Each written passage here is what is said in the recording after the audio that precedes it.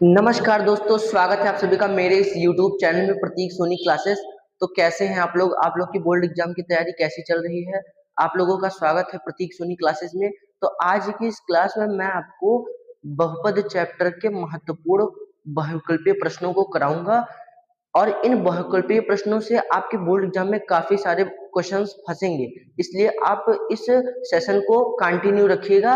मैं शुरू करता हूं आज की क्लास। अगर आप इस वीडियो पर नए आए हैं तो प्लीज वीडियो को लाइक कर दीजिए। चलिए फिर शुरू करते हैं आज की इस वीडियो को। तो देखिएगा, आज के सेशन का हमारा अर्थात बहुपद चैप्टर का जो सबसे पहला क्वेश्चन लाया है मैंने, वो क्या है? वो क्वेश्चन कुछ ऐसा है कि क्वेश्चन कह रहा है कि निम्न में से कौन सा एक बहुपद नहीं है। इसमें कह रहा है कि आपको चार ऑप्शन दे रखा है और कह रहा है कि इनमें से कौन सा हमारा एक बहुपद नहीं है।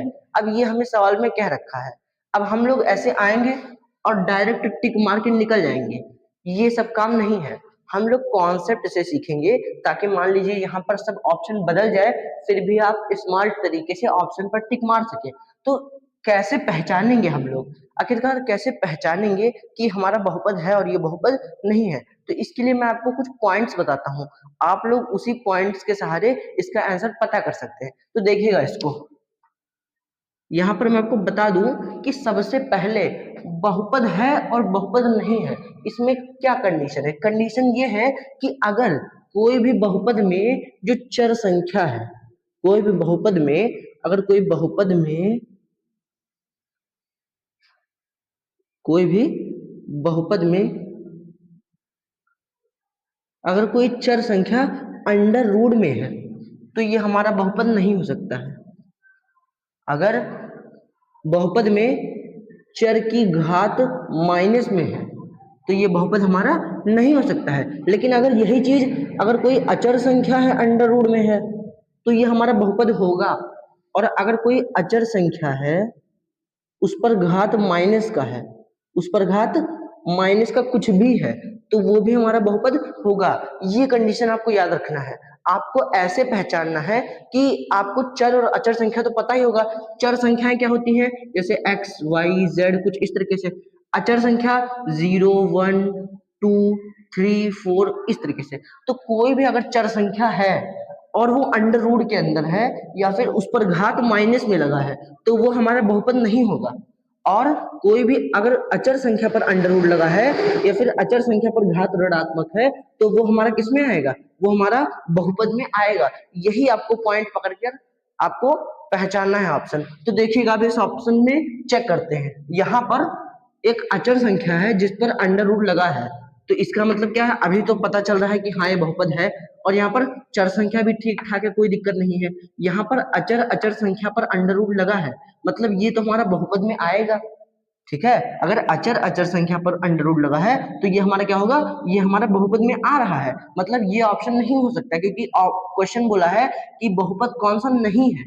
हमें मेन वर्ड इसको पकड़ना है, कौन सा नहीं है। तो ये तो हमारा बहुपद है, मतलब ये हमारा राइट आंसर नहीं हो सकता है।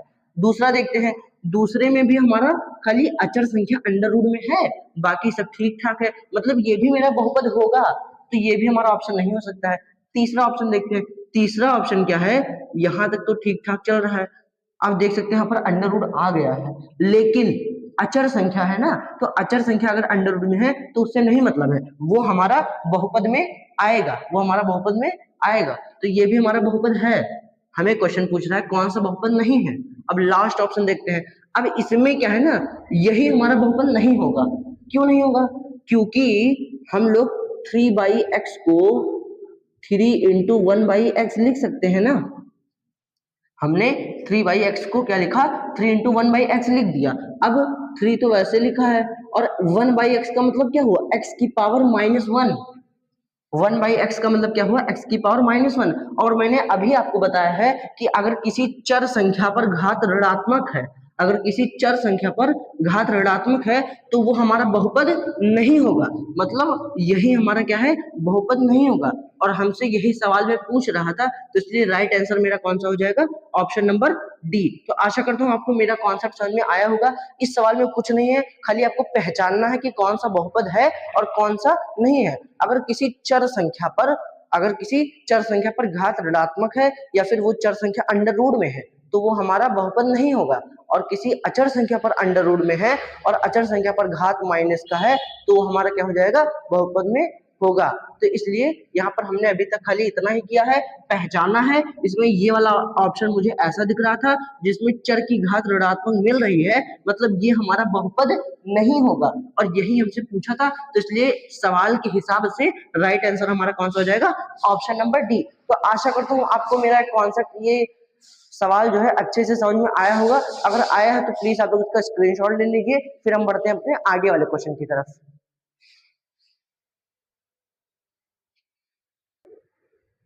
तो चलिए दोस्तों शुरू करते हैं अपने अगले क्वेश्चन की तरफ। अब ये जो क्वेश्चन मैं कराने जा रहा हूँ ये भी सेम टू सेम पहले वाले जैसा है, इसमें खाली नहीं हटा दिया गया है और ऑप्शन बदल दिया गया है। जैसे क्वेश्चन मैंने वो किया था वैसे इसको भी करना है। तो आइए देखते हैं। अब इसमें कहना निम्नलिखित में से कौन सा एक बहुपद है, उसमें नहीं है इसमें है, तो इसमें हमें पहचानना है कि कौन सा इसमें से बहुपद है। चार ऑप्शन दे रखा, हम लोग पहचान करेंगे। अब अगर इसको देखा जाए तो 1/x का मतलब क्या हुआ, 1/x का मतलब क्या हुआ, x की पावर -1।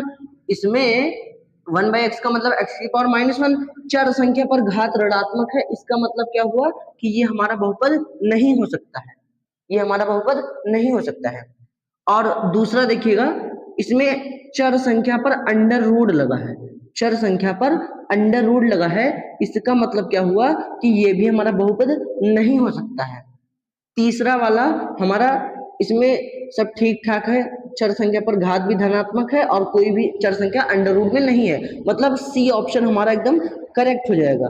ऑप्शन नंबर सी हमारा करेक्ट हो जाएगा। डी वाले में चर संख्या पर घात ऋणात्मक है, इसलिए ये भी हमारा बहुपद नहीं होगा। इसलिए सवाल ने पूछा निम्न में से कौन सा एक बहुपद है, तो इसका करेक्ट ऑप्शन हो जाएगा सी। ठीक है, तो इसमें खाली बस यही पहचानना था हमें कि कौन सा एक बहुपद है, तो बहुपद हमारा यही है। मैंने आपको अभी बताया है बहुपद है और बहुपद नहीं है, इसका पहचान करने का तरीका, अगर चर संख्या पर अंडर रूट लगा है या फिर चर संख्या पर घात ऋणात्मक है तो हमारा बहुपद नहीं होगा।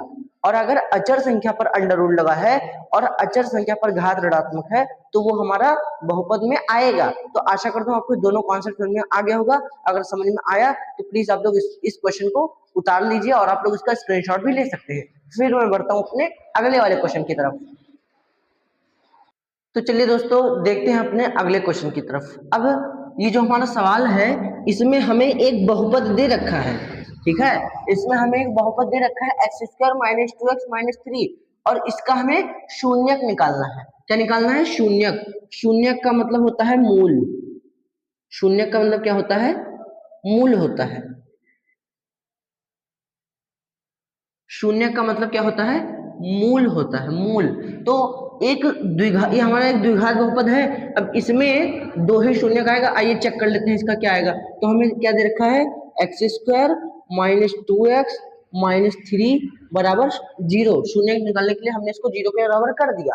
अब इसका गुणनखंड करना है, गुणा करने पर 3 आए और घटाने पर 2 आए। कोई ऐसी दो संख्याएं बताइए जिसका गुणा कराने पर 3 आए और घटाने पर 2 आए, तो क्या हो जाएगा, 3 और 1, क्या हो जाएगा, 3 और 1। 3 और 1 का गुणा कराएंगे तो 3 आएगा और 3 में से 1 को घटाएंगे तो क्या आएगा, 2 आएगा। इसलिए 3 और 1 हमारा फैक्टर हो जाएगा। इसको चलिए सॉल्व करते हैं। x² लिखा -3x, माइनस और माइनस क्या होता है, प्लस, x - 3 बराबर 0। 3 का 1 में गुणा कराएंगे तो 3 आएगा और 3 में से 1 जाएगा तो 2 आ जाएगा। जो यहाँ पर चिन्ह होता है वो यहाँ उतर जाता है, यहाँ वाला चिन्ह यहाँ उतर जाता है और बीच में इन दोनों का गुणा कराकर उतार देते हैं, बस हमारा सेट हो जाता है। अब इधर से x कॉमन ले लीजिए तो इधर बचेगा क्या, इधर बचेगा x और माइनस इधर क्या बचेगा 3, ब्रैकेट बंद, प्लस, अब इधर से कुछ नहीं मिल रहा तो इधर से 1 कॉमन ले लेंगे तो क्या बचेगा, x - 3 बराबर 0। अब इन दोनों ब्रैकेट को एक ब्रैकेट में कॉमन ले लेंगे और ये हो जाएगा x + 1 बराबर 0। अब इसको 0 के बराबर करेंगे और इसको 0 के बराबर करेंगे तो ये आ जाएगा x बराबर 3 और ये आ जाएगा x बराबर -1। मतलब इसका मूल क्या हो जाएगा, यानी इसका शून्य हो जाएगा 3, -1। तो इसका राइट आंसर क्या हो जाएगा, राइट आंसर हो जाएगा ऑप्शन नंबर सी। तो आशा करता हूँ आपको समझ में आ गया होगा। ये खाली आपका ये जैसे आपने 7th ईयर में पढ़ा है, इसका गुणनखंड करना है, बस आपका शून्य आ जाएगा। तो इजिली आपका शून्य क्या आएगा 3, जो कि हमारा ऑप्शन नंबर सी से मैच कर रहा है, इसलिए करेक्ट ऑप्शन क्या हो जाएगा ऑप्शन नंबर सी। तो आशा करता हूँ आपको ये सवाल समझ में आया होगा। अगर आ गया तो प्लीज आप लोग इसका स्क्रीनशॉट ले लीजिए। फिर मैं बढ़ता हूँ अपने अगले वाले क्वेश्चन की तरफ। तो देखिएगा दोस्तों अपना अगला क्वेश्चन। अब इस क्वेश्चन में क्या कह रहा है, इस क्वेश्चन में ये कह रहा है कि एक द्विघात बहुपद के अधिक से अधिक कितने शून्य हो सकते हैं। मतलब एक कोई भी द्विघात बहुपद कहीं से भी उठा लीजिए, उसके कितने शून्य हो सकते हैं। आखिरकार कितने शून्य हो सकते हैं, 1, 2, 3 या 4, कितने शून्य हो सकते हैं। तो मैं आपको बता दूं आपकी जानकारी के लिए, सबसे पहले बताने से पहले आपको एक एग्जांपल करवा देता हूं, बस आपको अपने आप समझ में आ जाएगा। मैं कोई भी एक द्विघात बहुपद लेता हूं, जैसे x² + 7x +